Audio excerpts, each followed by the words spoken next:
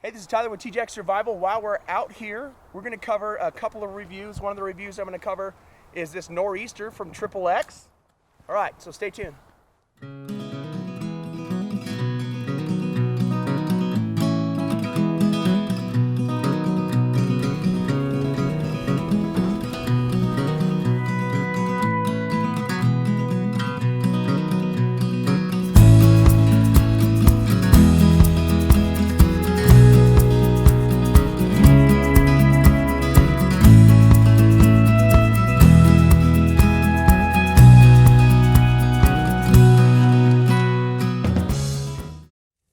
Hey, this is Tyler with TJack Survival. We are in the tent, and it's only about 8 o'clock at night, so we're going to burn some time, and I figured I would make myself a bow drill.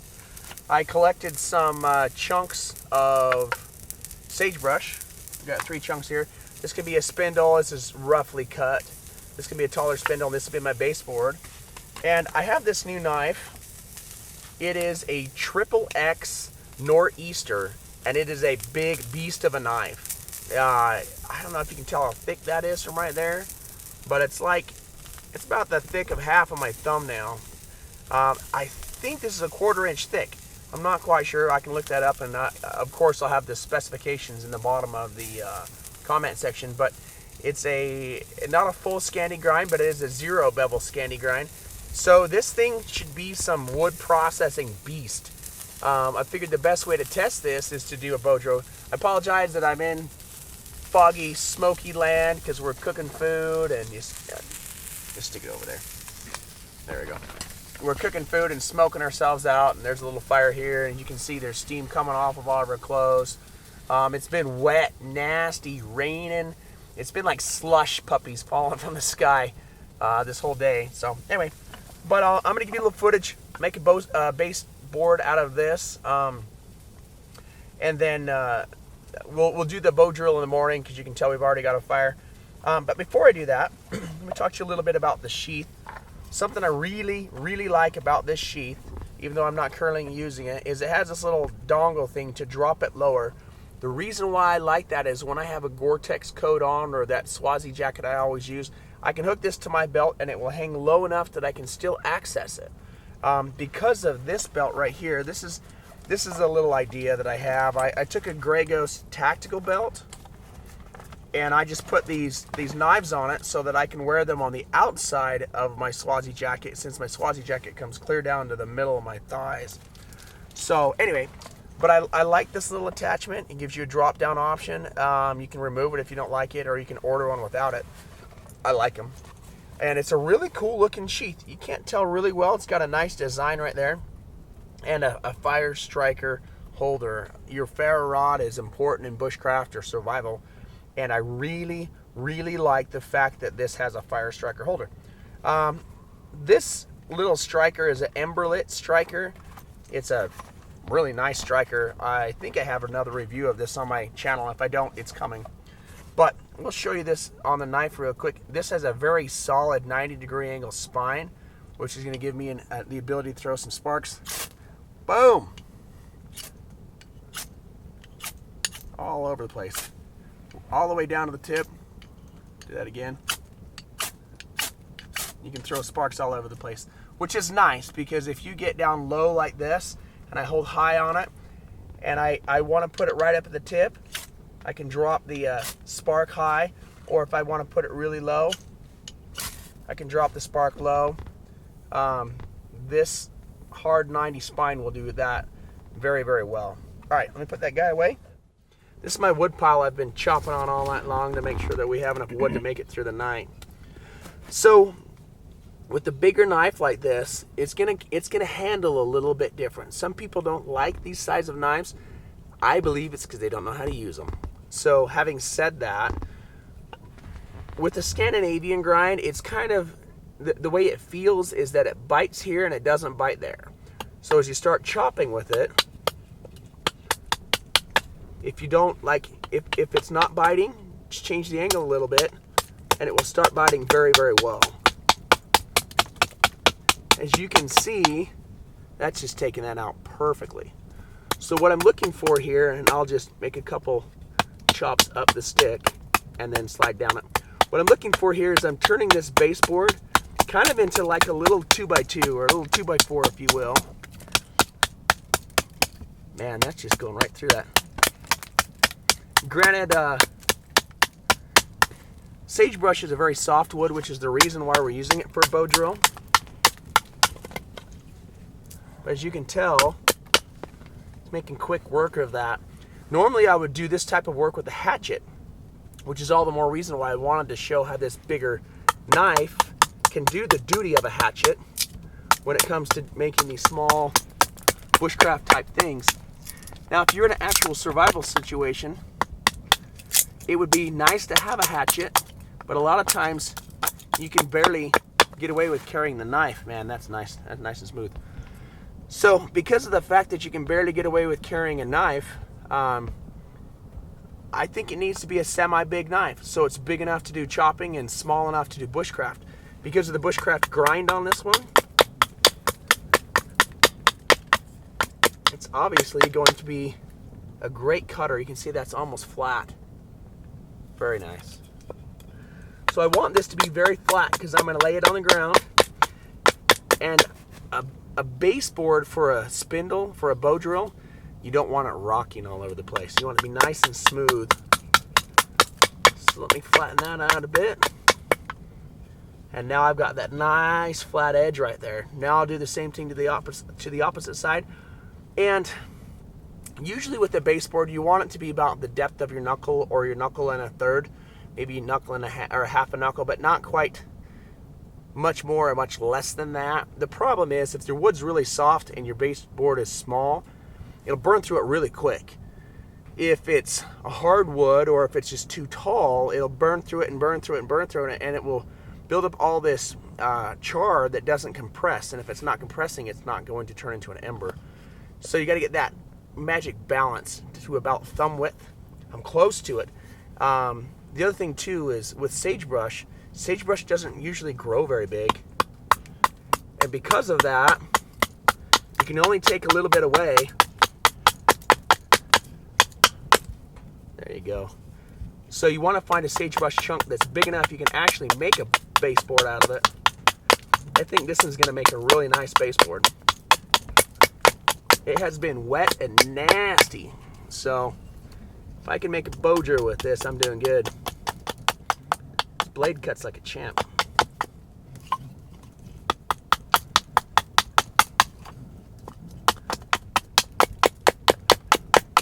Alright, so there's my flat bottom and my flat top.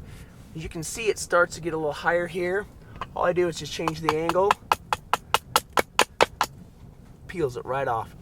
Now that it's flat, I need a solid edge, at least on one side, if not both, so that I can notch it and do my bow drill. And ideally, I want a solid edge eventually on both.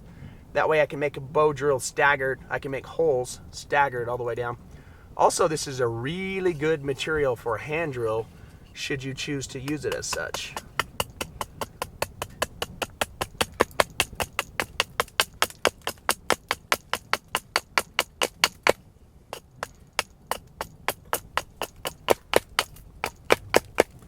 There's that side. Hit the other side. Right, give me a nice flat edge there. Let me take a little more off right here. Sometimes I'll put my chin on it and slide my blade down it. What that does is it gives me the ability to make a nice straight cut and to tell whether the left side or the right side is taller. And then that way I can shave down it and make it flat. So now I've got that nice straight flat edge. A little bit high right here, but I don't really care. So flipping it over to the other side, a little bit too high on this side. So I'll flatten that out a bit.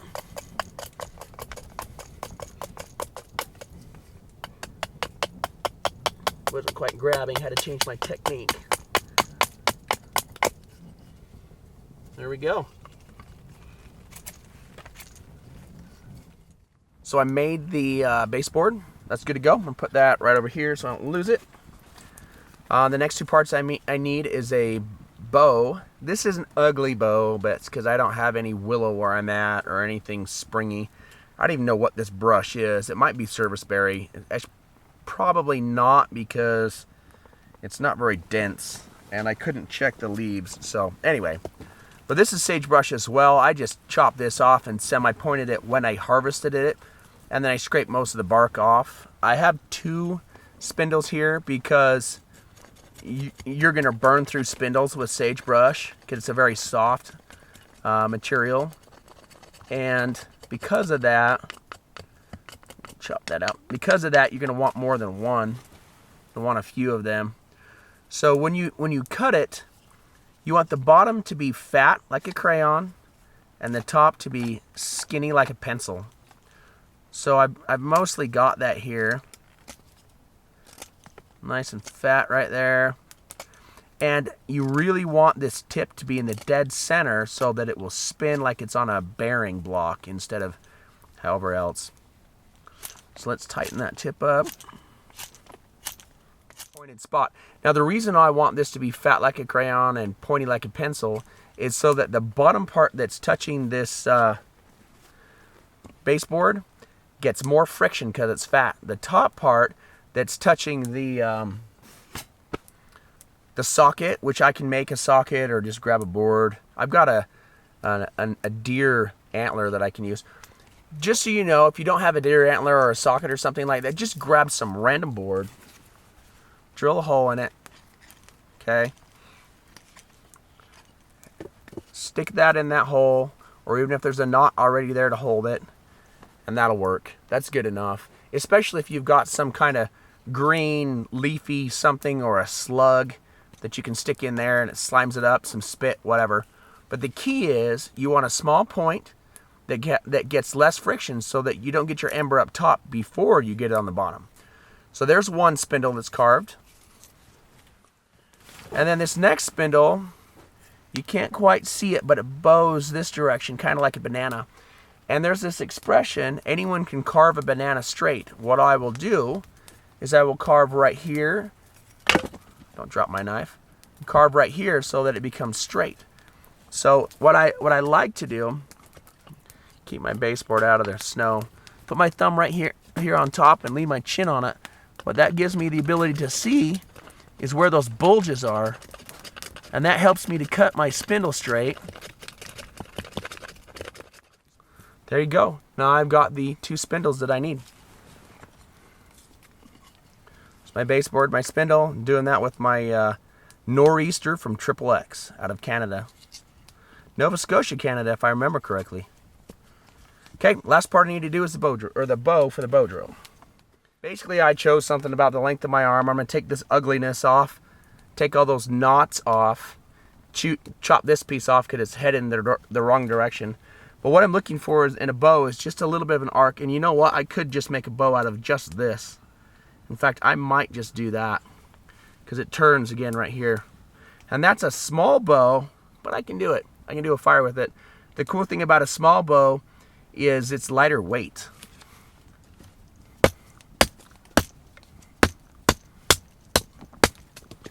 Well, that was impressive. All right.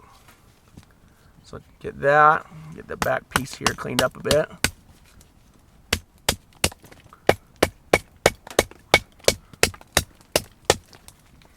There's my itty bitty bow. Now I've just got to clean this. First, I'm going to take the knots off. Helps having a really sharp knife like this. I'm going to debark the tree. It's kind of a big knot right there. Come right out.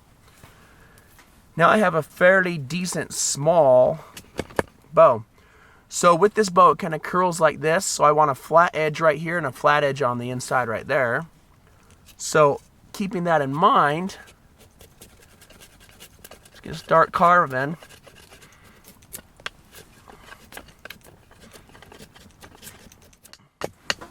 The only negative about big knives is they make you tired. But it's kind of a toss-up. When you want force, you need weight behind it. But you get too much weight, and it becomes exhausting, but not enough weight, and it doesn't do the job it needs. So I think this is a good balance. Okay, so I basically have a slick spot right there, right? Kind of even my slick spot out here. It's a little crooked. Okay, now I'm going to turn it over to the exact opposite and do the same thing again over here.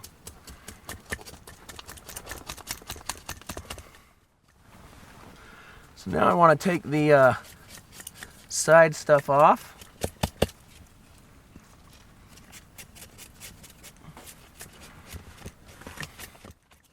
Now essentially what I've got here is a curved rectangular shaped stick. All right? It's got a little bit of a curl to it. It's got a little bit of rectangular shape. So I want to kill these sharp angles here, because what's going to happen is that way there won't be any split pieces and I won't lose the rigidity of this stick. I want this stick to stay springy. That's why I cut it green. Now I'm going to use the back of this knife and just clean it up like that.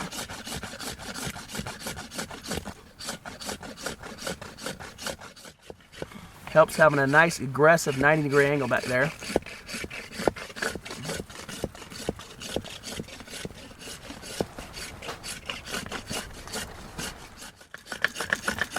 I've got an ugly knot right in the middle of this. If you were making an archery bow, you would get rid of the stick and start over. But this is just a bow for a bow drill, so I'm not going to cry too much.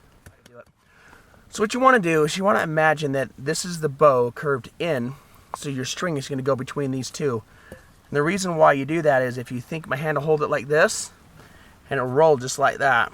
So I need to have it at a 45-degree angle to the inside where the spindle's going to be, and that's where my string's going to hang. So I'll chop that.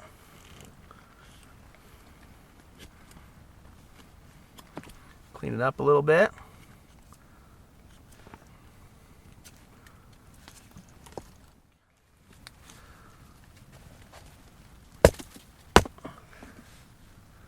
Make that tip a little stronger. A lot of people talk about a finger guard, and this kind of has one. But it's a double-edged sword. The finger guard keeps your hand from sliding up, but it also prevents you from getting really close and tight right here. So I'm going to kind of show you how if you get close and tight, you can have a lot more leverage to push with your thumbs and just curl those chunks of wood off and be really controlled in what you're cutting. Anyway, my baseboard made out of sagebrush. My two spindles also made out of sagebrush. I think these two are the same plant actually. This was a different plant for sure in a different area. And then my bow. You can see how it curls just like my hand there. What this is going to give me the ability to do is to hold on to the bow and then put pressure on that string to tighten it up or loosen it up. And then I'll just be nice and quick with it. Alright guys, we're going to go. So the way that you measure this is you go spindle in the right hand, bow in the right hand, spindle in the left hand. You put them together like this, because if you don't, you'll end up rattling it on the inside. So just grab it like this and go 1, 2, 3 wraps. And if you're using any kind of stretchy dynamic rope like 550 cord, you want to hold this at a 45-degree angle as it's tight, and that measures the spot you want this to be, because you want it to be really good and snug. So now that I've got that spot, what I'm going to do is oh man, do it again. What I do is I tie a clove hitch. So 1, 2, 3. And that kind of illustrates the perfect example when it comes to bow drills on fire. You're going to start over. Just keep doing it until you get the fire. Don't be giving up just because you didn't get it the first time. And that's kind of the key with survival anyway. So I turn this at a 45-degree angle.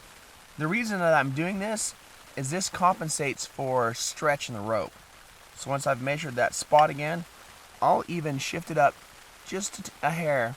Now to tie a clove hitch, I'm twisting the string in my right hand like that and laying it down. Okay? And then I'm going to do that again. Twist it and lay it down. Notch this. Now, I always get asked, where do I put the notch, right? I'm just going to look at it right there. I have a little space over here, and I have the center right there, and it's fat enough. So I put that like that, put my fingers out of the road, just curl a little spot right there. And you can choke up really high on this too if you want, and that'll give you the ability to curve a better spot. And I'm not going to slip and cut myself. Okay, Now what I have to do is the burn-in process.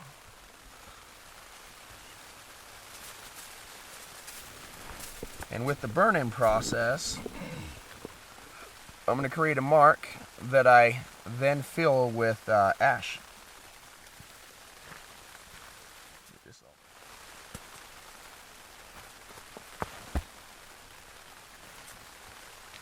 Okay, again, I'm going to have to move your foot.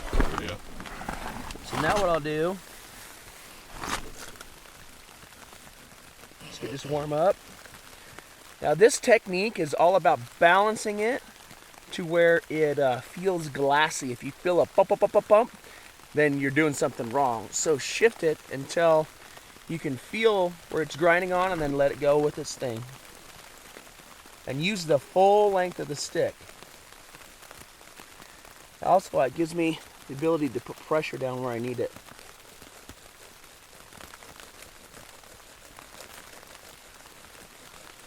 Getting char.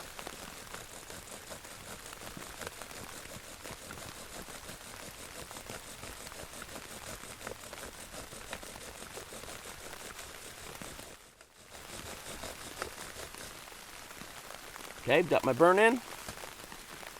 Now what I want to do is to keep that char that I've made. So I will add it right here. Just like that, okay? Less char I gotta build up later. Now with this guy, now I gotta cut my notch. You can usually lay it down like this and cut it, or you can turn it and pry it like that. Just depends. But basically you're gonna go 1/8 of a pie just short of the center. Do not cut clear to the center or your spindle's gonna blow out.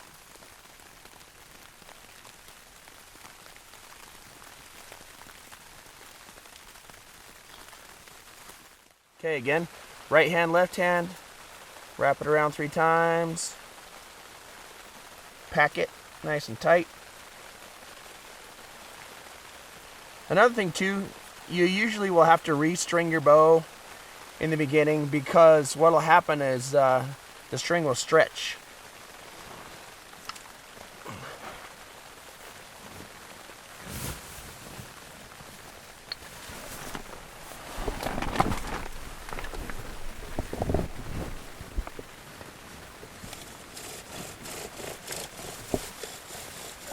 There we go. So see how it's wobbly right here?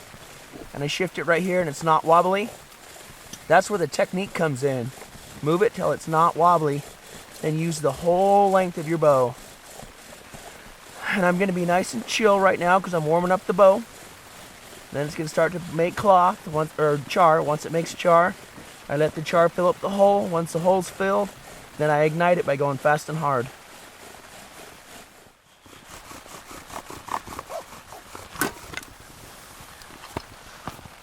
Might actually have one, we'll see. Yep, I got a coal. You sit back. Get a real puppy. I'll lose it.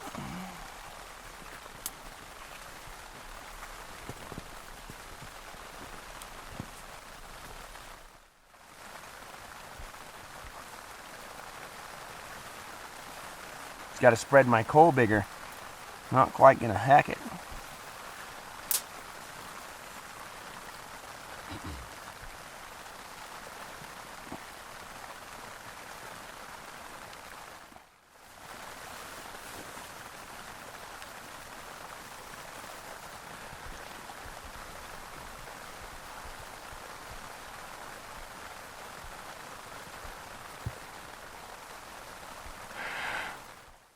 The coal I had wasn't quite big enough and it didn't ignite, so we redid it, got another coal, and now I'm going to light the fire and be done with my bow drill. That's the problem when you're running a coal. You blow too hard, you blow it apart, or you use it up before it can heat up your nesting material, won't make a fire.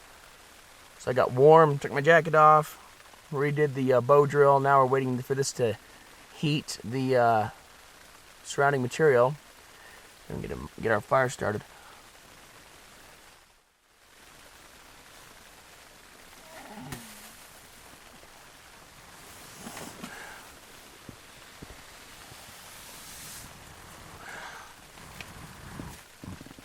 There's our flame.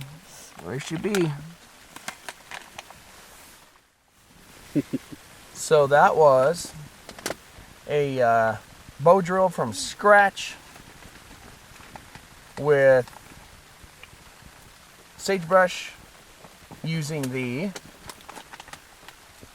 XXX Nor'easter, or I should say the Nor'easter from XXX. Alright guys, if you're interested in this knife, I left a link of it in the bottom. If you got any questions or comments, leave the questions and comments down below and I will do my best to reply to all of them. And hit the subscribe button. Alright, thanks for watching TJack Survival.